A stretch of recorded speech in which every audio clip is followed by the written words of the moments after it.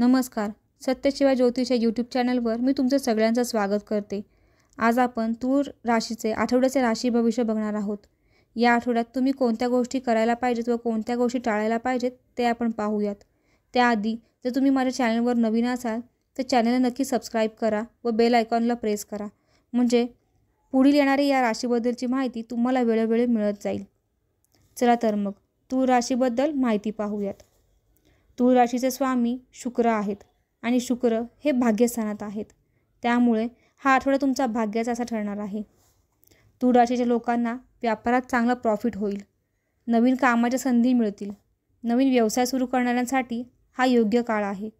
पण भागीदारीत कोणताही व्यवसाय सुरू करू नका, त्यात लॉस होऊ शकतो. विदेशातून कामाच्या नवीन संधी तुम्हाला मिळतील. त्यातूनही तुमचा चांगला प्रॉफिट होणार आहे. संधीचा फक्त फायदा तुम्हाला घेता आला पाहिजे. कामाच्या ठिकाणी हितशत्रू तुम्हाला वाढलेले दिसतील, पण तुम्हाला मन शांत ठेवून योग्य ते विचार घ्यायचे आहेत. मुलांच्या अभ्यासातही चांगली प्रगती झालेली तुम्हाला दिसेल. विद्यार्थ्यांना त्यांनी केलेल्या मेहनतीचे त्यांना योग्य फळ मिळेल. फक्त तुमचे मन भरकटू देऊ नका.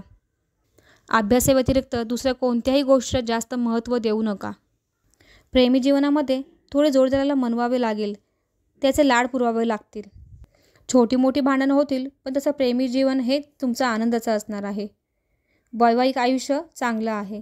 जोडीदार योग्य साथ देईल. फक्त आईवडिलांच्या आरोग्याचं थोडं सांभाळावं लागणार आहे. वडिलांचा एखादा जुना कुठला आजार असेल तर त्याच्याकडे दुर्लक्ष करू नका.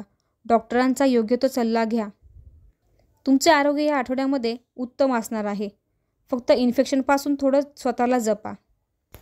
तूळ राशीच्या व्यक्तींनी श्रीहरी विष्णूंची उपासना केली तर त्यांना ती जास्त शुभ ठरणार आहे. त्यामुळे त्यांच्या मार्गात येणारे अडथळे दूर होण्यासाठी मदत होईल. तर ही होती तूळ राशीबद्दलची माहिती. जर तुम्हाला माहिती आवडली असेल तर चॅनलला नक्की सबस्क्राईब करा. धन्यवाद.